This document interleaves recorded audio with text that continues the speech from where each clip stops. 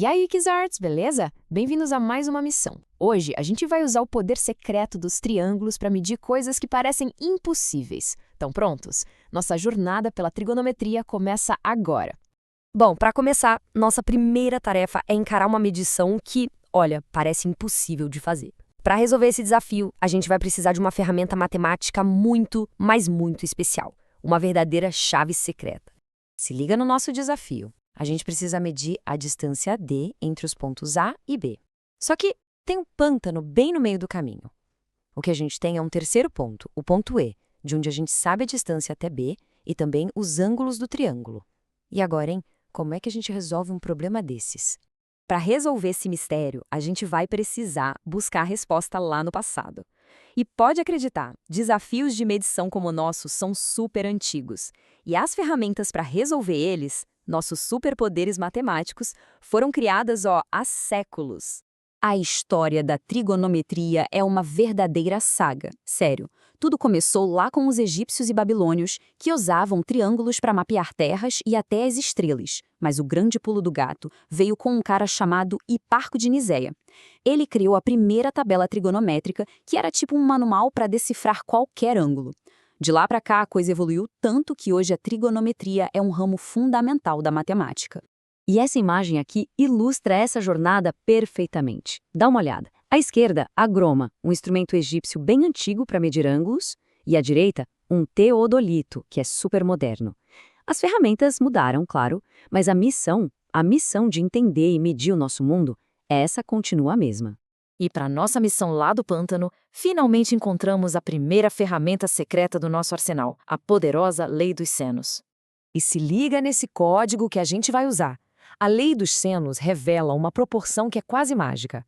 Em qualquer triângulo, se a gente pegar a medida de um lado e dividir pelo seno do ângulo que está oposto a ele, o resultado é sempre o mesmo para todos os lados.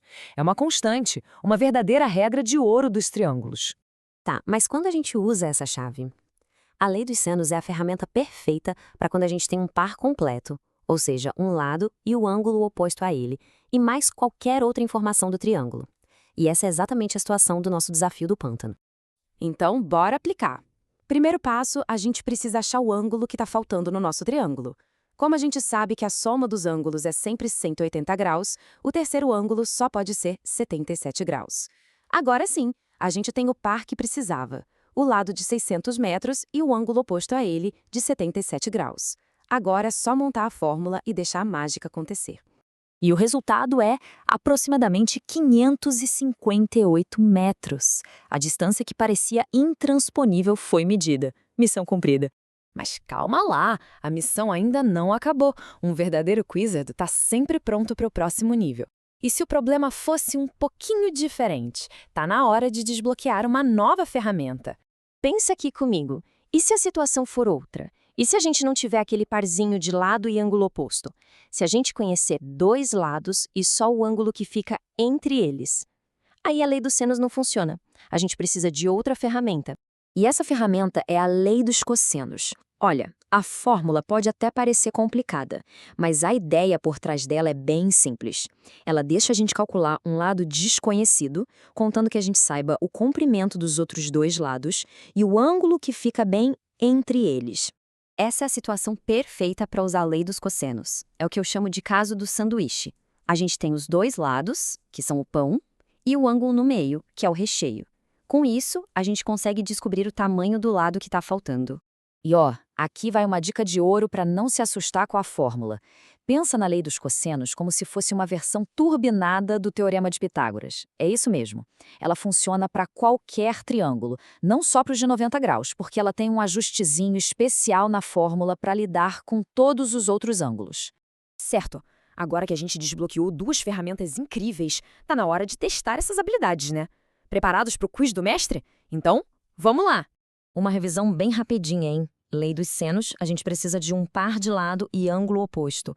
Lei dos cossenos, a gente precisa de dois lados e o ângulo que fica entre eles. Gravou aí? Primeira pergunta. Dá uma olhada nesse triângulo. A gente conhece um lado e dois ângulos. Para achar o lado X, qual lei a gente deve usar? Lei dos senos, isso mesmo.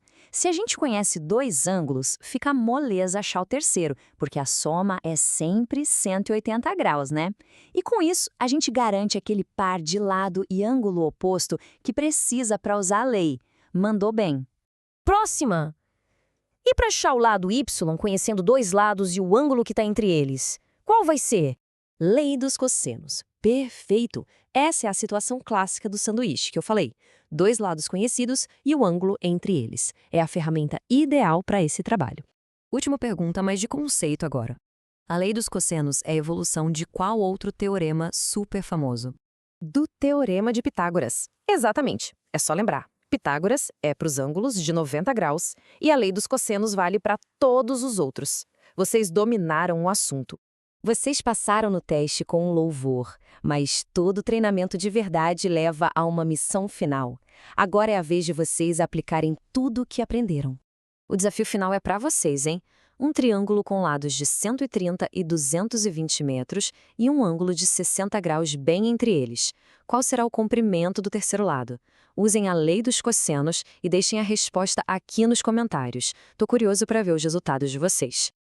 Excelente trabalho hoje, Quizzers! Se vocês aprenderam a desvendar os segredos dos triângulos, já se inscrevam no canal, ativem as notificações para não perder nenhuma missão futura e, claro, deixem aquele like para mostrar que completaram o desafio. Até a próxima!